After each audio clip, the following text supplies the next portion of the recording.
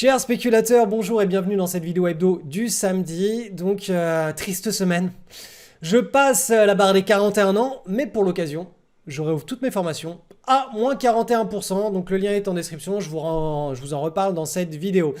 En attendant, les cryptos n'ont pas vraiment bougé. Par contre, il y a eu un espèce de phénomène sur le Bitcoin et sur l'Ethereum. Vous allez voir, c'est assez intéressant. Je vous en parle en début de vidéo. L'or est en consolidation. On va voir l'image mentale que je crée autour de cette consolidation. Et enfin, on fera le point sur le pétrole et de ce qui va se passer en France, en Europe. Et comment est-ce que les médias vont réagir à ce qui risque de se passer d'ici la fin de l'année 2024. Parce que là, cette semaine, on a une très très belle indication sur le pétrole. Et je vous rappelle qu'on est dans un cycle inflationniste, un cycle d'une dizaine d'années où les matières premières devraient continuer à monter.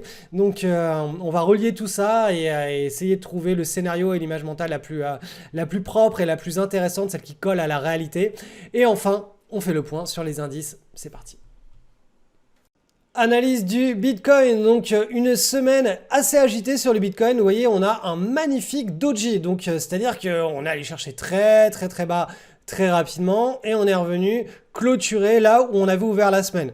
Donc voilà, toutes ces séries de mèches comme ça vers le bas, hop, comme on a vu ici, hop, ici, ici et ici, ça montre, en tout cas pour le moment, que les acheteurs, à chaque fois que ça baisse, ils rechargent. Ils rechargent. Donc on est dans une période qui est compliquée puisqu'on est sur les ATH. Donc forcément, les acheteurs rechargent, mais ils ne repartent pas à l'assaut. Ils ne sont pas en mode pirate là, ils sont juste en mode on recharge sur les niveaux actuels.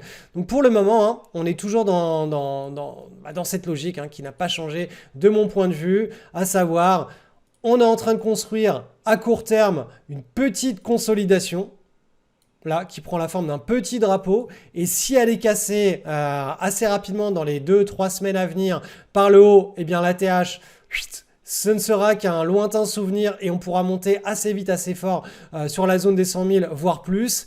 Et idéalement, le scénario que j'aimerais bien voir se développer, c'est que là, on commence à plutôt davantage latéraliser sur plusieurs mois jusqu'à la fin de l'année 2024, de manière à ce qu'on puisse repartir sur un nouveau grand bull market et un nouveau grand cycle de hausse qui permettent au Bitcoin d'aller chercher beaucoup plus loin que la zone des 100 000 ou des 120 000, des 150 000.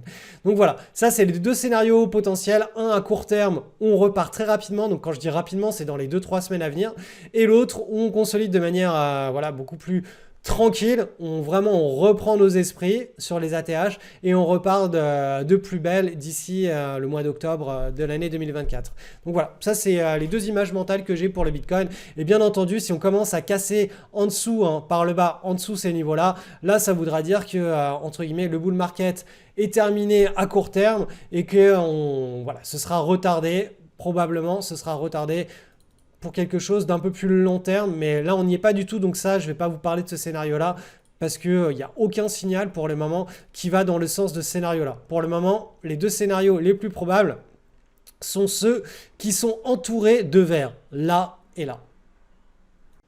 Donc l'Ethereum est dans une situation relativement proche de celle du Bitcoin, à savoir on est dans une petite consolidation comme ça qui prend l'allure d'un wedge, d'un petit biseau descendant de continuation de tendance. Donc là si on venait à casser notamment ce petit pivot là, hop, à court terme, on aurait potentiellement une relance de la dynamique, soit vers les ATH, ici, soit sur une consolidation peut-être un petit peu plus large comme cela. Alors, je vais essayer de redesigner un petit peu tout ça.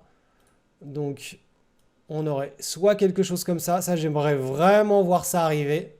Donc ça, c'est le scénario, entre guillemets, un peu plus large dans le temps. Et le scénario numéro 2 serait qu'on parte sur les ATH et qu'on casse les ATH pour une accélération beaucoup plus forte et vive. Donc c'est en réalité le Bitcoin et l'Ethereum nous donnent vraiment la cadence. Donc voilà, affaire à suivre. En tout cas, je pense que d'ici la fin du mois de juin, on sera quand même assez bien renseigné sur l'état de ces deux scénarios potentiels. Est-ce qu'on est dans ce scénario-là où on s'élargit ou est-ce que la reprise de dynamique est très forte et on casse les ATH. Et notre cher Ripple qui est toujours dans cet énorme triangle mensuel qui consolide toujours entre ces deux petites bornes. Et on attend patiemment la cassure de cette petite borne ici et ensuite la cassure hop, de cette deuxième borne là. Et si cette deuxième borne est cassée, là on aura potentiellement un énorme run, un énorme rush vers des niveaux qui pourraient étonner très fortement le marché. Et bien entendu, le scénario qui invaliderait tout ça, ce serait qu'on casse en mensuel par le dessus de ce triangle chartiste. Et à ce moment-là, eh bien, ce trade, entre guillemets, serait un trade perdant. Et je vous rappelle qu'en bourse, les trades perdants, il faut compter dessus comme étant des trades qui arrivent 50% du temps. Encore une fois, le but en bourse, ce n'est pas d'avoir raison 7 fois, 8 fois, 9 fois sur 10, même si ça arrive quand les cycles sont bien orientés. Mais c'est surtout de quand on perd peu. Et quand on gagne beaucoup. Donc, avoir raison ne serait-ce que 3 fois sur 10, 4 fois sur 10, 5 fois sur 10, c'est amplement suffisant à partir du moment où on a une stratégie où on ne s'expose qu'à des accidents positifs de richesse, à savoir cette asymétrie. Je rentre, si ça part bien, je prends 2, 3, 4, 5, 10, 15, 20 fois mon pari. Et si ça ne marche pas, je perds juste la taille de mon pari. Donc, c'est cette logique qu'il faut apprendre à développer et certainement pas la logique de toujours avoir raison. À chaque fois qu'on fait une prédiction, les prédictions, ça ne marche pas. On n'a pas encore de machine à voyager dans le temps. Donc tous ceux qui vous parlent de leurs prédictions, comme quoi ça va arriver, etc., c'est sympa. C'est un jeu, mais il faut reconnaître que c'est un jeu. Faut avoir quand même la décence et l'humilité de reconnaître que le jeu des prédictions ne reste qu'un jeu et prévenir les gens qu'on est en train de jouer un jeu, le jeu qui est le jeu de la prédiction et qui n'a aucun rapport avec le jeu de la spéculation. Allez, je vous annonce une nouvelle peu réjouissante pour moi, mais bien plus réjouissante pour vous. Je fête cette semaine mes 41 ans, donc jusqu'au mercredi 8 mai, je suis né le 8 mai, donc jusqu'au mercredi 8 mai à minuit, vous avez accès à l'ensemble de mes formations. Je réouvre tout, sauf l'Académie Crypto Surfer et mon école de bourse. Tout cela à moins 41%, donc c'est le moment, je vous ai mis le lien en dessous de cette vidéo où il y a une seule page sur laquelle vous pouvez accéder à cette offre éclair. Donc cette page, elle ressemble à ce que je suis en train de vous filmer. Vous pouvez choisir les formations dans la boutique. Donc en cliquant là, vous aurez tous les descriptifs des différentes formations dans la boutique. Mais le code promo ne s'applique que sur cette page. Donc là, il y a toutes les formations accessibles. Vous pouvez aussi créer votre propre pack promo. Je vous rappelle, il faut utiliser le code spécial. Donc là, vous allez être redirigé sur un panier, et sur ce panier vous pouvez ajouter toutes les formations que vous voulez et ensuite ajouter le code promo pour appliquer les moins 41%. Je le rappelle, cette offre n'a lieu qu'une seule fois par an et c'est maintenant, donc vous avez jusqu'à mercredi minuit. Analyse de l'or coté en dollars, donc on est toujours dans cette petite correction, cette petite respiration à très court terme. Donc cette semaine on a baissé encore un peu, donc j'ajuste un petit peu, voilà, la forme que pourrait prendre cette consolidation. Donc vous comprenez bien que là, on est en train de créer, de construire une petite marche d'escalier. Alors cette marche d'escalier peut bien entendu être plus importante, ça on n'en sait rien, mais là pour le coup, vu la dynamique qui est lancée, moi l'image mentale que je garde à l'esprit, c'est davantage quelque chose d'assez court dans le temps, de l'ordre de quelques semaines, on est sur de l'hebdomadaire ici, chaque chandelle est une semaine, donc voilà, quelques semaines avant une éventuelle reprise, une nouvelle accélération de la tendance haussière sur l'or. Je vous rappelle qu'en mensuel, l'or est lancé dans un nouveau grand cycle de hausse au sein de cet énorme canal, ce canal à très long terme, vous le voyez ici, on s'est extrait de cette consolidation. Donc on a eu l'extraction ici pendant le mois de mars 2024. Le mois d'avril 2024 est terminé et là, cette barre ici, qui est celle du mois de mai, eh bien, elle va varier tout au long du mois de mai jusqu'à la fin, jusqu'à la clôture de ce mois de mai. Donc là, on est en train de lancer la tendance au sein des grands cycles de hausse sur l'or. Je vous rappelle, cycle de hausse, baisse, nouveau cycle de hausse, stabilisation, nouveau cycle de hausse et on ne sait pas où cela nous mènera, mais en tout cas, on garde à l'esprit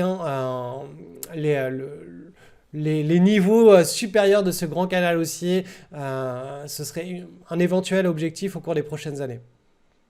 L'or coté en euros maintenant, donc là pareil vous avez l'image à très long terme en mensuel, hein, chaque barre est égale à un mois. Donc le mois d'avril est clôturé, on est entré dans le mois de mai et la dynamique reste la même, hein, à savoir on se dirige tranquillement vers le haut de ce canal et le tranquillement, vous savez en bourse en général ça prend toujours ce genre de forme, hein. Ça prend la forme d'une parabole comme ça et donc on a au début des consolidations qui sont assez longues comme ça et ces consolidations sont de plus en plus courtes dans le temps jusqu'à ce qu'à la fin, il n'y ait plus du tout de consolidation et que le mouvement s'essouffle et qu'on ait un retour de bâton, boum, très fort. Donc ça s'accélère de plus en plus fort, de plus en plus vite, et puis boum, ça se retourne d'un coup. Donc ça c'est typique les mouvements des bulles, c'est typique le mouvement des matières premières, hein. Les matières premières se comportent énormément avec ces accélérations. Donc là vous voyez qu'on est en train de tranquillement se diriger vers un mouvement qu'on pourrait imaginer parabolique et qui pourrait flancher sur le haut de ce canal au cours des prochaines années, des prochains trimestres. Donc voilà, l'image de l'or coté en euros est très proche de celle de l'or coté en dollars. Je vais vous passer le graphe en hebdomadaire. Donc en hebdomadaire, exactement comme sur l'or, coté en dollars américains, on a une petite consolidation qui est en train de se mettre en place. Voilà. Et pour le moment, l'image que j'ai, c'est quelque chose qui ressemblerait à un petit drapeau comme ça, un petit triangle de continuation de tendance. Allez, je vais faire un petit détour sur le pétrole qui est en train de nous dessiner un magnifique triangle chartiste. Donc jusqu'à la semaine passée, on voyait bien qu'on avait cette consolidation là qui prenait la forme d'une marche d'escalier. On ne savait pas encore si là on allait casser, monter un petit peu plus haut. Et là on s'est rendu compte là, cette dernière semaine, donc la semaine qui vient de s'écouler, qu'on est en train de rebaisser. Donc très probablement, on se rapproche de ce qu'on pourrait appeler un triangle chartiste, à savoir, hop là, quelque chose qui nous permet d'aller encore à nouveau vers le bas, de remonter, de stabiliser et ensuite de casser. Donc de casser par le haut ou par le bas, ça on n'en sait rien. Mais vu qu'on est rentré dans un cycle sur les matières premières à moyen long terme qui est censé être porteur sur les cycles des matières premières haussiers, c'est de l'ordre de 10 ans. Donc on est sur une grande vague inflationniste depuis la crise Covid. Les taux d'intérêt se remettent à monter et à épouser donc ce cycle inflationniste et les matières premières se mettent à monter aussi. Donc, mon image mentale, c'est davantage potentiellement une cassure par le haut de ce triangle chartiste au cours de, peut-être d'ici la fin de l'année 2024. Et à ce moment-là, à nouveau, dans les médias, on entendra des titres... le pétrole sur de nouveaux plus hauts, c'est la crise. Les Français, les Européens ont de plus en plus de mal à payer l'électricité. Le gouvernement va mettre en place des boucliers.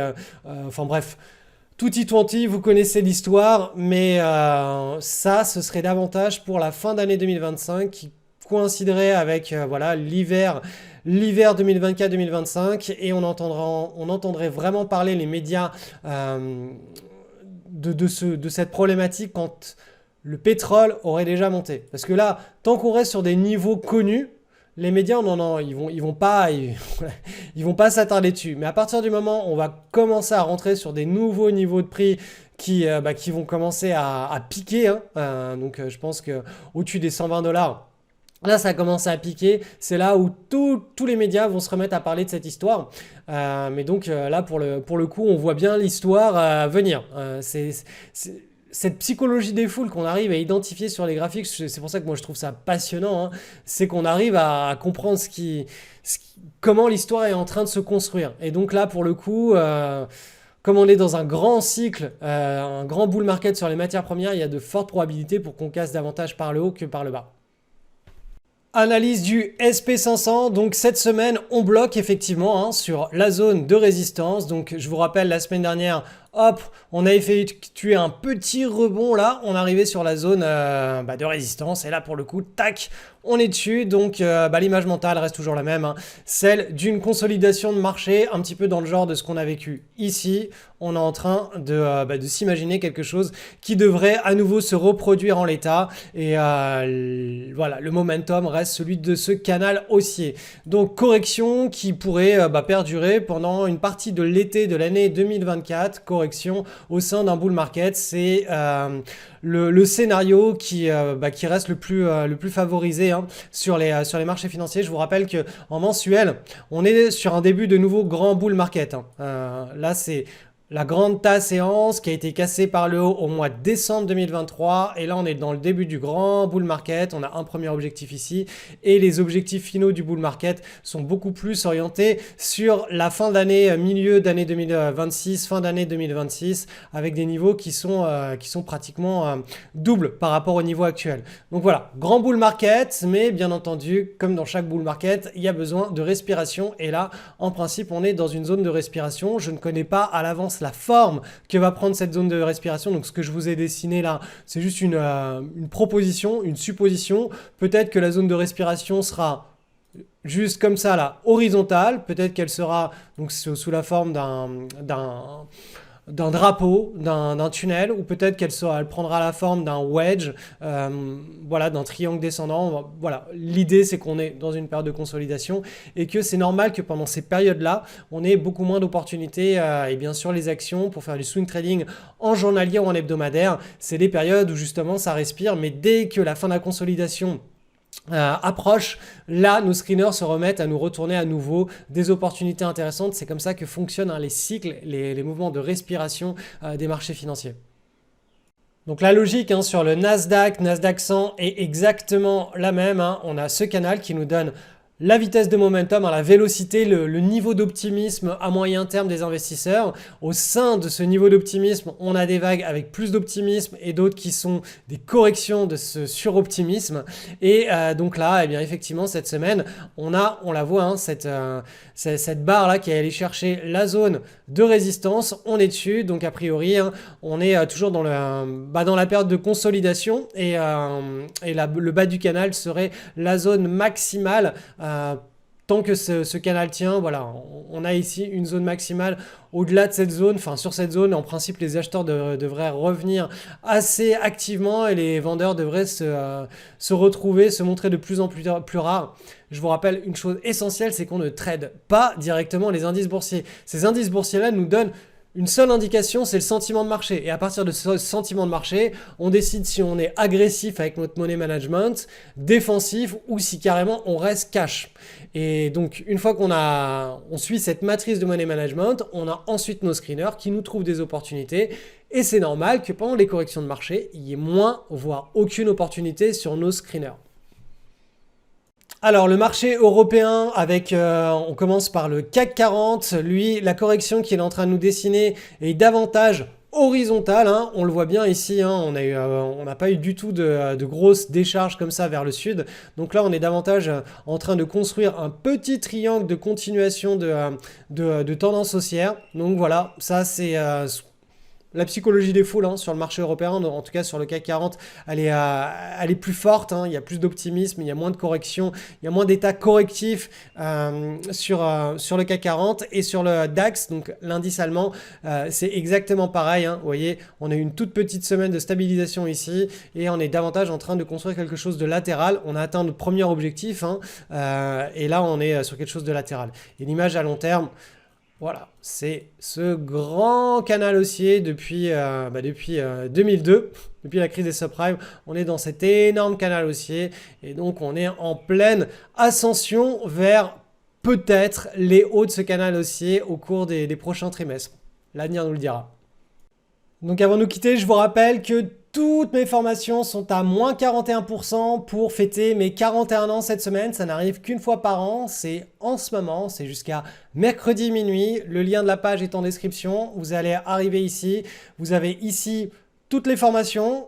La seule manière, hein, de pouvoir appliquer ces moins 41%, c'est d'utiliser le code promo spécial. Donc par exemple ici, en cliquant sur ce formulaire, vous pouvez ajouter tout ce que vous voulez et ensuite appliquer le code promo spécial. Donc hop, Et là, boum, moins 41%. Et c'est le moment de se faire plaisir, hein. C'est une fois par an, c'est maintenant.